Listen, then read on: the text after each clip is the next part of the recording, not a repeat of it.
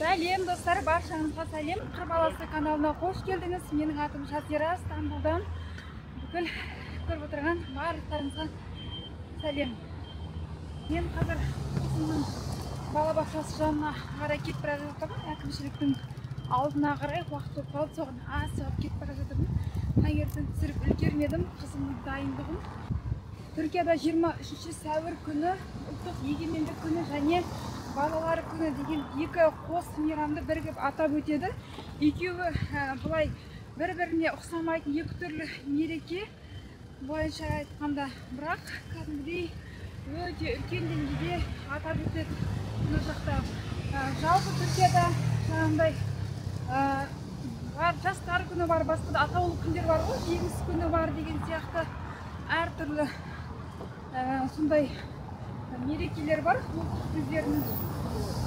Сол мерекелердің барлығында мысалға көруге болады. Келген адамдардың барлық байқасаңыздар, Ататүрікпен қоса, түрік байрағын қоса көруге болады.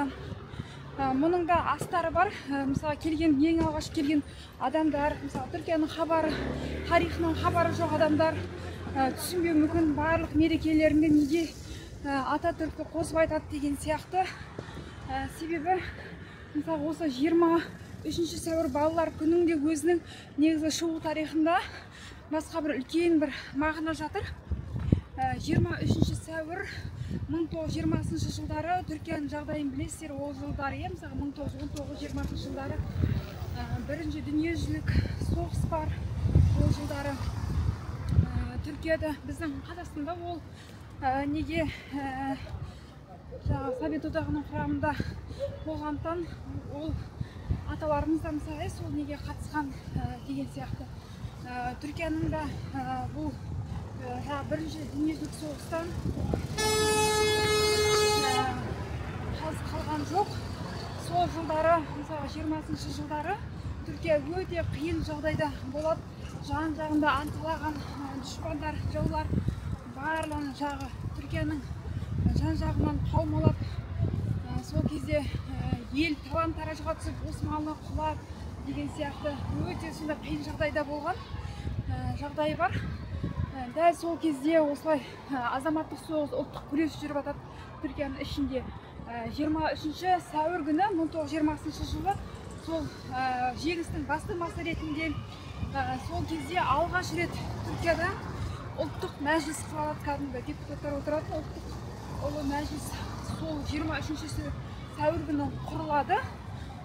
Сол келесі жылы барып, жаңағы осы жыл сайын 23 жылы соның мәжілістің құрылған күніне қарай тойлайды. Атап өтіп кеттім, түсінбей қалдым ғой. Ойбу, мен өтіп кеттім ғой. Nasıl? Belediye geçmişsin buradan. Aynen. Ben söyleyip ketip bара жатырмын, сөйтсем өтіп кеттім ғой. Әкімшіліктің алдынан қызымның көрсетілімі болатын. Өзім асық бара жатырмын. Сосын сіздерге тарихын айта кетейін деген. Қызым бүгін алғашқы көрсетілім. Бұларда сондай не болады? Жаңағы тудың, байрақтың түсімен бірдей. Осы күні қызыл мен түске киініп алып, солай барлық оқушылар мектепте, қазір жанымыздан аяқта мектеп бар. Мен қазір әкімшіліктің алдына бара жатырмын. Әкімшіліктің алдында қызымда келу керек балабақшасымен. Сол жерде кішігірім көрсетілім болады екен. Жыл сайын біз тек онлайнын қарайтынбыз. Осы жылы ата-аналарды шақырып бара жатырмын. Сол басталам дегенше айтып кетейін, айтпақшы. Сол ұлттық мәжілістің құрылған күні 23 сәуір күні. Сол жылдары мысалға өте көп, мысалға 5 жылдан кейін барып, Ататүрік осы 23 сәуірді балалар күні деп белгілейді. Сөйтіп осы күнді, атаулы күнді балаларға сый жасайды, балалар күні болсын деп. Belediye bura. Tamam, teşekkür ederim, sağ olunuz. Мен тағы кетіп жатырмын ғой. Әлі ешкім жоқ екен мына жерде. Жаңа кісі тағы да айтып отыр, әкімшіліктің алды осы жер деп. Маған білмеймін енді, негізі мен өзім сөйлеп кетіп баратқан, бірақ Құдай өзі белгі берді ма? Ана жердегі осы ағай, жаңағы түрік ағай кездесіп айтып жатыр да, жағдай тоқтатты сол. Менің как будто осы жерге бара жатқанын сезгендей айтып жатыр ғой. Жаңада енді қазір ешкім жоқ мына жерде, мен ғана келіп тұрмын ғой. 11-де осы жерге келу керек. Білуімше. Осы жерге келу керек, дұрыс хабарламаны дұрыс оқысам, дұрыс түсінсем. Өйткені 10:30-да болатын еді, кейін хабарлама келді 11-де деп. Соған сай бүкіл жұмыстарын тастап бүгін қызымның несіне. Қыздарым келе жатыр менің. Мінекей. Сол 25 жылдан кейін осы деп Ататүрік балалар күнінде белгілейді Түркияда. Өйткені сол соғыс жылдарында қиын-қыстау кезеңде Түркияда өте көп жетім балалар қалады. Соны асырап алу мақсатында балаларға сондай нелер көрсетемін деп менің балалар келе жатыр. Сіреңсіздер.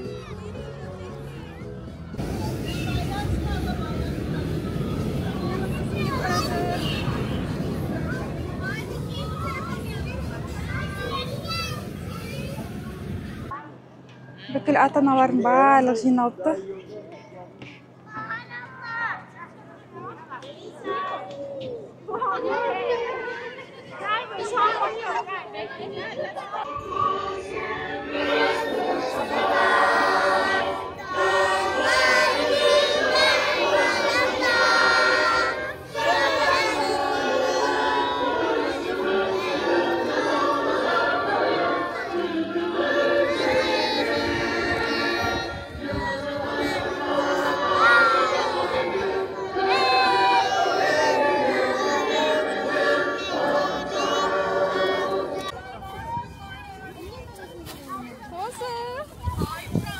Öğretmen takip et, tamam mı?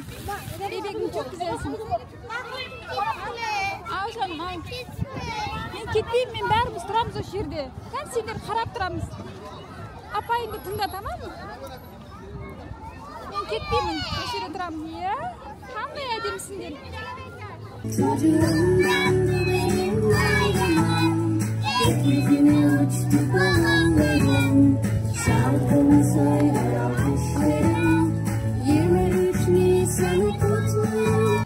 Балалармен, ата-аналармен қатыстырған қиын екен негізі, жылап.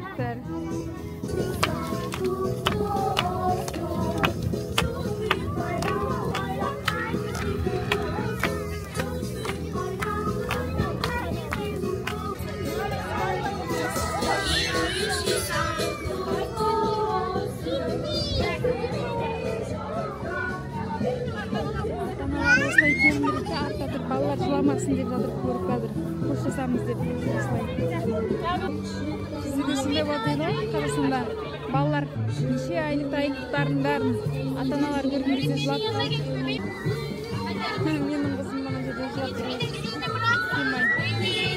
Жылап кетіп тұрады. Жақындамай-ақ қойын тұрады. Кедергі келтірмейін. Ал мен үйге қайттым. Ертеңгі бағдарламаны түсірмейтін шығармын сіздерге, бірақ қызыммен бірге мектебіне барып, сол жақтан тағы да фестиваль болады екен.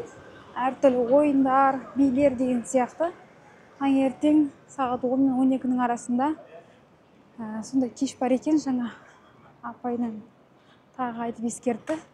Сол жаққа баратын боламыз ертең. Жалпы Түркияда осылай 23 сәуір сол күні барлық Түркияның барлық жерінде осылай мектептерде, балабақшаларда, барлық парктерде, кез келген жерлерде жалпы балалар күні өте жоғары деңгейде аталып өтеді.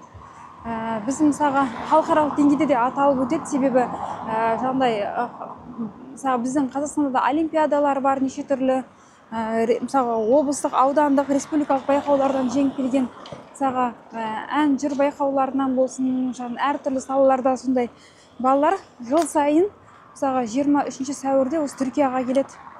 Түркияға келіп жүрген фестивальдерге, жарыстарға, олимпиадаларға қатысып жатқан балалар дәл осы 23 сәуірге сәйкестендіріп өтеді.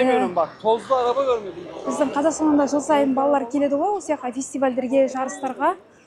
Дәл осы 23-ші күн неге десеңіздер, осы балалар күніне атап өтіледі. Осы жаққа сол үшін келеді, соны айтайын деген. кеше апта соңы күн салқын болып кеткен, жаңбыр болып деген сияқты, сосын уайымдаған едім. Өйткені осылай үстіне ақ кофта, қызыл юбкамен қызым киіп кететін болса, кисем бүгін том қалама деп жоқ. Бүгін әдем болып тұр, күн футболкамен жүрміз өзімізде, тек дала кәдімгідей жел болып тұр. Осындай болып. 23 сәуірде балалар айтқандай, сондай бүкіл Түркияда барлық мысалға мәжілісте депутаттар отыратын жерде бір күнге балалар жұмыс жасайды ол күні. Мэрлер, әкімдердің отыратын күнде, қандай бір әкімшіліктерде болсын, қандай мемлекеттік қызметкерлерде, жаңағыдай президенттің орнында деген сияқты, мәжілісте, әкімнің орнында, орындықтарда сол күні солай балалар отырады, бір күн солай қызмет етеді. Мысалға метроларда байқасаңыздар, келіп жатқан елдер қала қонақтары байқайтын боласыздар. Егер 23 сәуір күні осында болсаңыздар, метроларда анонс жасайды ғой, жыл сайын. Метроларда күнде анонс жасайды ғой, күнделікті. Дәл сол күні 23 сәуір күні сол орындардың барлығында балалар атқарады. Неге десеңіздер, жаңағыдай бұлар түріктер осылай дейді, балалар ертеңгі біздің ересектер дейді.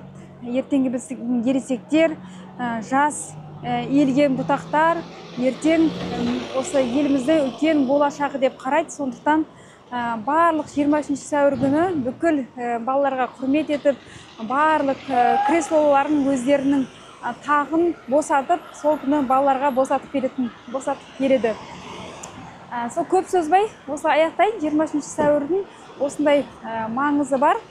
Балалар күнмен қатар егемендік күні Түркияда өте маңызы жоғары, сондай бір мереке. Менде қызымның алғашқы ертеңгілігіне қатыстым, Түркияда осылай өтеді. Алғашқы кезіне куә болып, сіздерге де бөлістім. Ертең өзіміз қызымызбен мектебінде солай атап өтетін боламыз. Блогымны осымен бітті. Неке блогыма жазылып, пікір жазып, осы бөлісуді ұмытпаңыздар. Басқа да тақырыптарда әлі талай видеолар келетін болады. Инстаграмнан да мені қарап жүрсеңіздер болады. Инстаграмда мен неше жылдан бері осында сториста болсын көп ақпараттармен бөлісемін. Ол жерден де мені қарап жазылып қойсаңыздар болады. Сол амандықта болыңыздар достар. Көріскенше күн жақсы.